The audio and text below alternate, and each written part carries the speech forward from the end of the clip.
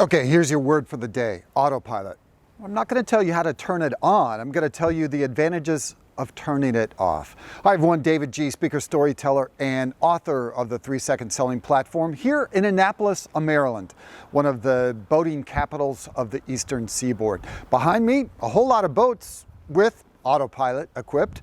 Chesapeake Bay, if you're on your way to Norfolk or maybe even the open ocean beyond, setting your waypoints and a final destination and keeping your hands off the tiller, the rudder the whole way, well, there are some advantages to that. As you might imagine, autopilot was invented through commercial aviation in coordination with pilots and the Sperry Corporation all the way back in 1912. As flights were beginning to get longer, they realized the advantage of both freeing up the captain from engaging his brain all the time, or her brain, as well as having their hands on the controls. I recently flew from Washington, D.C. or from Los Angeles to Washington, D.C. Well, I flew to Los Angeles as well. And on the way back, at 37,000 feet, there wasn't a cloud in the sky. Normally, I watch a couple of movies, read a book, listen to music. This time, I just kind of stared out the window and reminded myself just how vast this country is. And I'm sure the pilot appreciated not having his hand on the yoke the entire distance, all 5 hours of that flight. The autopilot does serve a great function, as I said, but we also put our brains on autopilot, right? All throughout the day, from shaving, putting on makeup, dressing, to making lunch or pouring coffee, whatever it is. And it's great for the brain to be able to save some of its functions for more important things, for more strategic decisions. But sometimes if we have that autopilot engaged, it can get in the way of an authentic, original, unique interaction.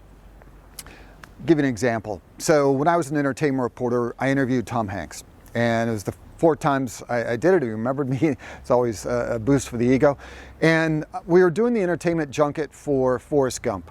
I get the call sheet that says when I have to show up, and I'm number 8. That's really good. So I'm excited about that. And then I look at the names behind me and realize that Tom Hanks is doing 64 back-to-back 5-minute interviews in one single day at the Four Seasons Hotel in Beverly Hills. 64. So guess what? He's going to be on autopilot. He's going to be in brain preservation mode, right? So if I'm going to get an authentic, unique, original interaction with him, I'm going to have to get him to put down his script. I'll tell you how I did that in just a moment.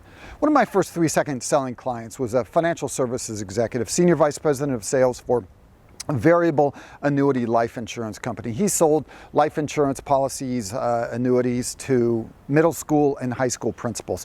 He had a sheet with 700 leads on it, and mostly what he spent his day was dialing for dollars, calling these people, predominantly leaving voicemail messages and trying to set up an appointment. He had a really spiffy 20-minute iPad presentation. It was very well done by corporate, and he was trying to get up to bat. So I shadowed him one day and I listened to him, and he was totally on autopilot. He wasn't literally following a script, but in actuality he was. He wasn't authentic, he wasn't thought-provoking, he didn't do a very good job of earning their time and attention, and he didn't get a lot of return phone calls as a result. So I worked with him on that. Compare and contrast that to a group of brand new salespeople for an insurance provider that I worked with. And they had to follow a script. There are certain things that they had to get out, but they were authentic, they were excited, they were enthusiastic, they varied their anecdotes, they varied their stories. They were much more engaging, and guess what? They actually got, these brand new salespeople actually had a better response rate than that guy who'd been in the business 20 years. When you put down your script, people will respond. I guarantee it. The world will open up in really new and exciting ways. How about that for 2023? Okay, let's go back to Tom Hanks. Tom, trace the line from Turner versus Hooch, or Turner and Hooch, whatever it was, Joe versus the Volcano, Volunteers, Bosom Buddies, to League of Their Own and Forrest Gump and Academy Award winning performances.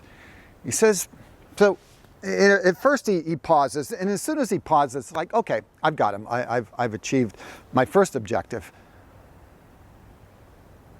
He said, I was never as good as I was, or as good as some people thought I was in some of those other performances and wasn't as bad as some people thought I was in some of those others. Hollywood is a very collaborative environment, and you are only as good as the people you put in with. Directors, screenwriters, lighting, editors. You're only as good as the people you put in with. Guess what? That was an original soundbite that I got from Tom Hanks that he probably didn't repeat with anyone else. People ask me all the time, what's Tom Hanks like? He's as nice as you would want and hope him to be. I asked him one time, though, if he enjoyed press junkets, because it didn't seem like he did particularly. He said, you know, I don't mind promoting or publicizing my film. What I do mind is the same questions. He said, if I do an international global press junket, I'll get the same 5 questions in 15 different languages. That's boring. Derek Jeter, great baseball player, was getting chastised one time in an interview, post-game locker room by a reporter. He said, you're a boring interview. He said, guess what? Ask me better questions, I'll give you better answers. So that's my challenge to you. Put down your script. Get others to put it down too. It could be an Uber ride. It could be the person behind the counter at the airport, somebody in public transportation, your kids, your spouse, your partners, your colleagues, your coworkers. Be authentic. Show up differently. Be memorable. Make someone's day. Give them a compliment. And put yourself in a place to have an authentic, unique, memorable interaction. Thanks for being along with us. Thanks for allowing me to explain a little bit about the advantages of disengaging the autopilot. We'll see you again for 3 Second Selling in Annapolis, Maryland. I'm David G.